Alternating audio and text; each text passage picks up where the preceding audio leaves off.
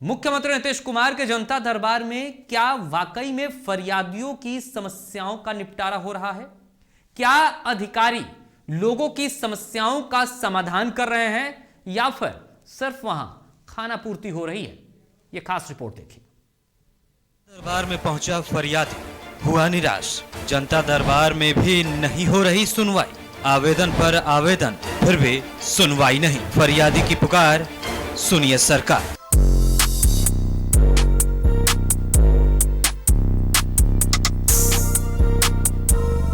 मुख्यमंत्री नीतीश कुमार के जनता दरबार में फरियादी अपनी फरियाद तो लेकर पहुंचते हैं, लेकिन क्या उनकी फरियाद सुनी जाती है?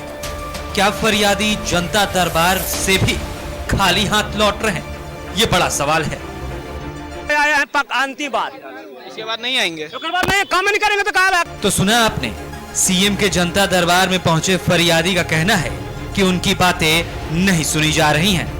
दरअसल सोमवार को लगे जनता दरबार में मुख्यमंत्री से मिलकर अपनी समस्या बताने पहुंचे उनके ही गांव के सुनील यादव को मुख्यमंत्री से मिलने का समय नहीं दिया गया, जिससे नाराज होकर फरियादी सुनील यादव ने कहा सरकार कोई काम नहीं कर रही।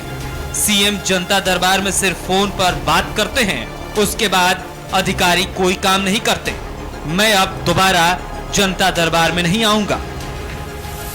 मुल्कान तो हमारा आवेदन होगा। पहले तो आवेदन हम दिए थे, होता परी पहले लगता था लिख पढ़ के होता परी आती एप्लीकेशन तो पहले तो जनता दरबार तो साल भर से पता हुआ। मैं अनपढ़ आदमी हूँ, लगाइला हो गया 12वें महीना, इसने लिखल होगा। देखिए अच्छा, अभी तक मिलने का नहीं मिला है। नहीं हुआ। आ जाता है लोग, देखते हैं मोबाइल पर लोग को कि जाता है, उसको पीओ लेके जाता, हो गया चल गए, चलो हो गया काम। और लिख पढ़ के क्या फोन से बात करते हैं, कोई कल्याणों नहीं हुआ तो होता है। और झूठे हम तो लगता है जनता दरबार गाँव के तो हमको कर ही नहीं रहे हैं। जनता दरबार में पहुंचे फरियादी सुनील यादव ने सरकार की कार्यशैली पर सवाल खड़े करते हुए सरकार की शराबबंदी की पोल खोल कर रख दी है। फरियादी ने कहा कि सीएम नीतीश कुमार के गांव कल्याण बिघा में भी शराब बिकती है और छोटे छोटे बच्चे भी शराब बेच रहे हैं। कहते हैं दारू तो कहाँ बंद हुआ? बेलदरिया पर कल्याणी बिघा बिकबे करता है, हरनौत ने दारू बिकबे करता है। सांझ के पुलिस लोग जाता है, गाड़ी लेके घूर जाता है। नेवसा ने दारू बिकबे करता है, मिसी ने दारू बिकबे करता है, डीरा ने दारू बिकबे करता है। मुख्यमंत्री तो कहते हैं बिहार में दारू बंद है, नहीं बिकता है। बिकता है, सगर दारू बिकता है। चंदा लक्ष्मणपुर में दारू बिकता है, कहाँ नहीं दारू बिकता है? सगर बिकता है।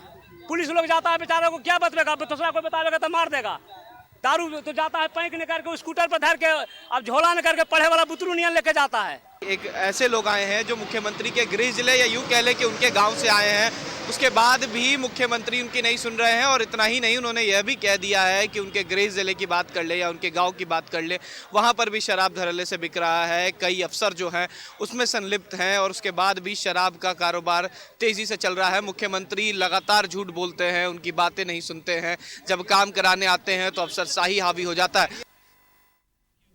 तो आपने सुना कि फरियादी क्या कुछ कह रहे हैं। दरअसल इस तरीके का ये पहला वाकया नहीं है, इससे पहले भी कई बार इस तरीके से लोग आ चुके हैं, अपनी बातें रख चुके हैं। जनता दरबार में पहुंचे फरियादी ने अपनी बातें कही और कहा कि सुनवाई नहीं हो रही है। इसके साथ साथ अगर बातचीत करें तो आवेदन पर आवेदन दिया जा रहा है, उस पर भी सुनवाई नहीं हो रही है। फरियादी की पुकार सुनिए सरकार, यह कहना है लोगों का। और खुद मुख्यमंत्री नीतीश कुमार के गांव कल्याण बिघा से पहुंचे सुनील यादव ने कई बातें कह दी। उन्होंने साफ कह दिया कि मुख्यमंत्री साहब फोन पर बात करते हैं और उसके बाद वहां पर बैठे अधिकारी फरियादी को उठाकर अधिकारियों के पास लेकर जाते हैं और काम खत्म हो जाता है। इसके बाद कोई काम नहीं होता है और मैं अब इस जनता दरबार में दोबारा नहीं आऊंगा, यह भी कहना था कल्याण बिघा से पहुंचे सुनील यादव का। साफ तौर पर कहना है कि लगातार आवेदन दिया गया लेकिन कार्रवाई नहीं हो रही है, तो ऐसे जनता दरबार का क्या काम है? साथ ही साथ सुनील यादव ने यहां शराबबंदी की भी पोल खोली और कहा